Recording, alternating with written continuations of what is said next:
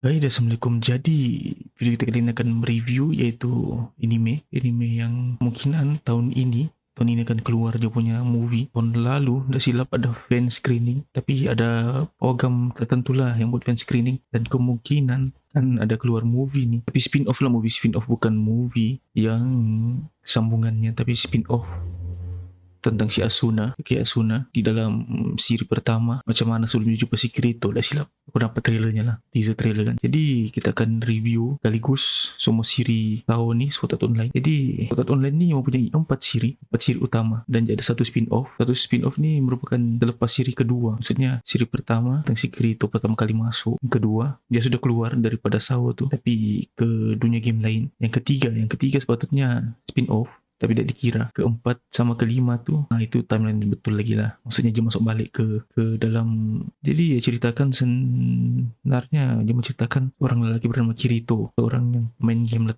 tegar lah main game, yang memasuki ke dunia game dan akhirnya tersangkut. Jadi siapa yang masuk dalam Sword Art Online ataupun game ni, dia akan tersangkut sebab tidak ada butang untuk keluar.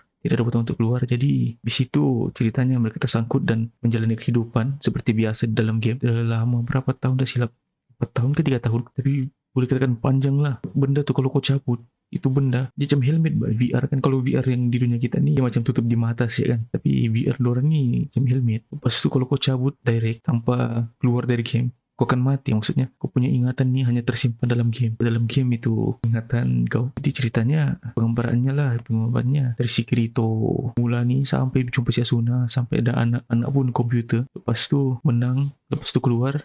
Lepas tu Asuna pula tak boleh keluar, pindah pula ke game lain. Musuhnya ada kaitan sama Asuna. Lepas tu lawan lagi, dapat kuasa besar daripada game siri pertama. Lepas tu menang. Lepas tu orang menjalani hidupkan di sekolah, di mana di sekolah tu hanya pelajar-pelajar yang tertunda pelajarannya. Maksudnya sekolah tu khas untuk mereka saja. Bukan dorang ni tidak menjalani pelajaran apa orang bilang, sekolahan seperti pelajar biasa di Jepun ceritanya. Dorang menjalani kehidupan sebagai pelajar yang baru nak belajar balik. Okay? Jadi dorang di sekolah ni, satu sekolah, dan dorang ada geng. Maksudnya dorang punya geng dalam game tu. Dorang keluarkan di reality. Maksudnya di reality pun dorang bergeng juga. Lepas tu yang kedua pula masuk balik lagi dia. Tapi kali ni dia masuk di tengah laut.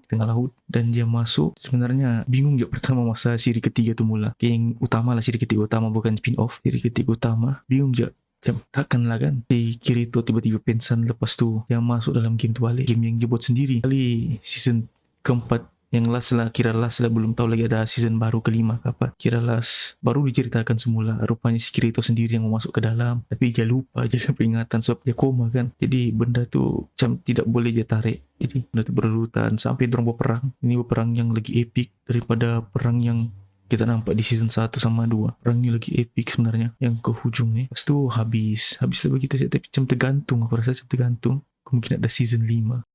Jadi untuk spin-off season tu dah seberapa. Dia hanya kehidupan seorang perempuan yang bermain game, tapi bukan di game yang orang bilang, bukan yang di game pertama lah, bukan yang game pertama Sword Art Online tu, tapi game yang macam kau main Call of Duty tapi versi VR. Jadi di situ diceritakan seorang perempuan yang pandai menembak guna P90 saja, tapi dia panggil P90 tu Pichan, dan memang serba pink. Di real life dia tinggi memang. Dia macam orang bilang yang perempuan biasa, tapi dalam game ni dia pendek, memang pendek betul. Yang betul-betul macam Arnab. Dia punya gaya bang lincah laju.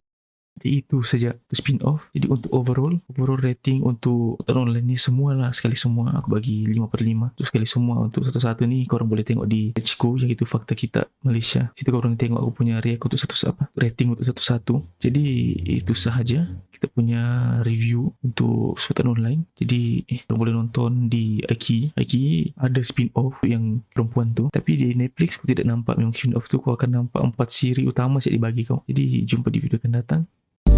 Hey guys, terima kasih kerana sudah menonton, dan yang sudah subscribe terima kasih juga, dan yang belum subscribe sila tekan butang subscribe di bawah tu dan tekan butang lonceng untuk dapat notifikasi video-video baru, dan yang belum like sila like, dan yang belum follow Instagram sila follow Instagram, link ada di description.